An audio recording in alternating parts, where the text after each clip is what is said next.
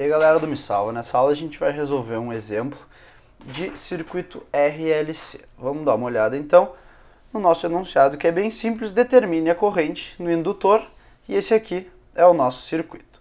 Então olha só, à primeira vista esse não é um circuito aí que a gente saberia resolver, porque a gente estava acostumado a olhar para circuitos totalmente série ou totalmente paralelos. Nesse aqui tu pode ver que a gente tem esse pedaço aqui em paralelo e aqui a gente tem uma fonte de tensão em série com o resistor.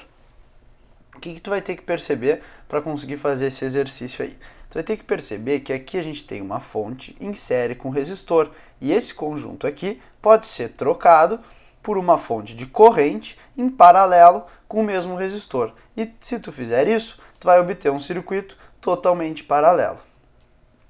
Essa fonte de corrente aí, ela vai ter valor I igual a V sobre R, ou seja, ela vai ter valor 30 sobre 800, que é igual a 37,5 mA.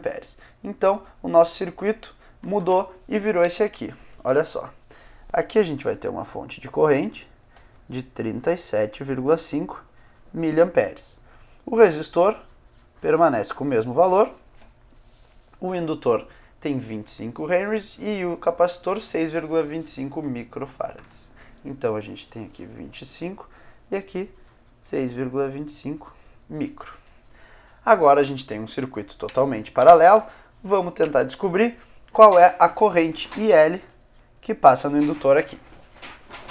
Primeiro, vamos descobrir quais são os valores daquelas variáveis alfa, que é igual a 1 sobre 2RC no circuito paralelo, e o ômega, que é igual a 1 sobre a raiz de LC. Se tu substituir esses valores aqui nessas equações, tu vai obter que alfa é igual a 100 e o ômega é igual a 80.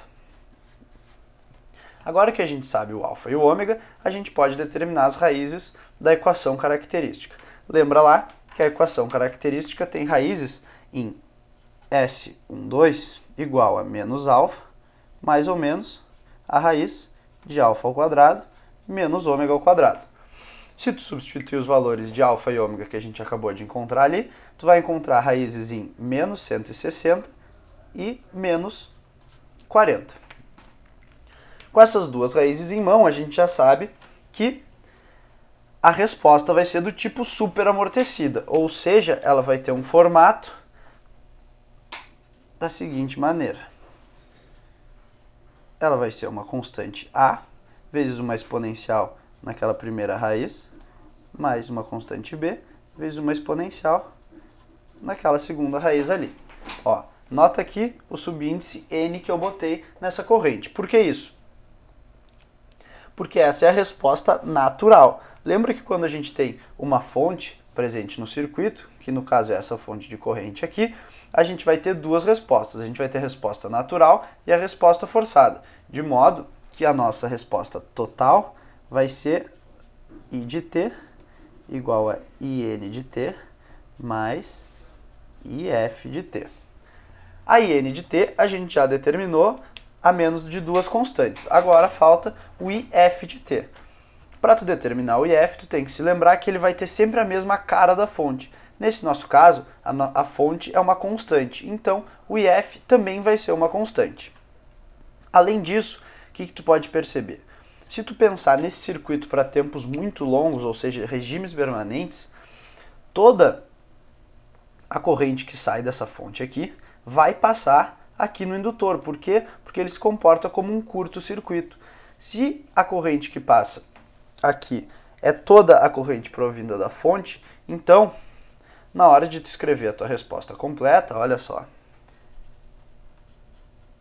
Eu vou escrever aqui a resposta natural.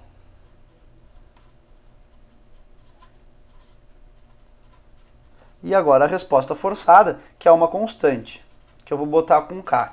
Mas olha só, para tempos muito longos, se a gente fizer esse tempo aqui tendendo ao infinito, essa parcela da equação vai toda para zero. Se essa parcela da equação for para zero, e a gente sabe que toda corrente que passa no indutor é provinda da fonte, então a gente já descobre que esse K aqui tem valor 37,5 mA. Descoberto isso, falta a gente determinar as constantes A e B. Então, olha aqui. Vamos escrever essa equação aqui na sua forma quase final.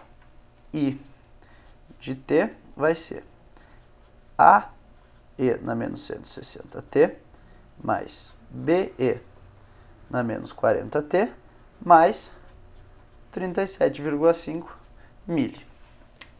Agora, a gente tem que determinar as condições iniciais, de modo que a gente possa determinar esse A e B aí. A primeira condição inicial é a corrente no instante inicial, ou seja, I de zero. Quanto é que vale I de zero?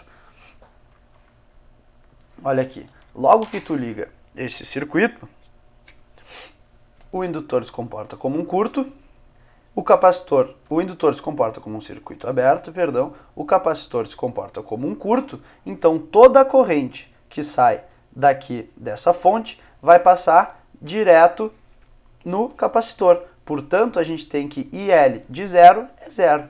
Então, a gente já sabe a nossa primeira equação aqui. I de zero é zero. Além disso, olha só, a gente quer descobrir agora o I' de zero. O I' de zero é proveniente da equação de VL, porque VL igual a L dI dt. Nota que se toda a corrente que sai dessa fonte passa pelo capacitor, que está se comportando como um curto, não há corrente passando aqui no resistor. Se não há corrente passando no resistor, então VR é igual a zero. Se VR é igual a zero, VL também tem que ser zero, VC também tem que ser zero, justamente porque esse é um circuito paralelo. Então, se VL é zero e VL é igual a L dI dt, então a gente tem que I' de zero também é zero. Pronto. Está montado aqui o nosso sistema com a equação diferencial e as duas condições iniciais. Agora, o que tu teria que fazer seria substituir esse zero aqui no t, onde sumiria essas exponenciais, e tu chegaria numa equação A mais B mais 37,5 igual a zero. Depois, tu ia derivar essa equação, tu ia ficar com menos 160A, já aplicando zero, menos 40B, isso aqui sumiria porque é uma constante. Então, a gente ia chegar num sistema de equações com essa cara aqui, ó. A mais B igual a menos 37,5 e menos 160A menos 40B, isso igual a zero. Nesse sistema aqui, tu tira os valores das variáveis A e B e resolve o teu problema, descobrindo aí como é que se comporta a corrente nesse indutor ao longo do tempo. Esse foi um exemplo aí, então, de circuito RLC, bem interessante, por causa desse início aqui, ó. Isso aqui poderia confundir muita gente e as pessoas não iam perceber que tu tinha que transformar isso aqui num circuito puramente paralelo. Era isso aí, então, e até a próxima.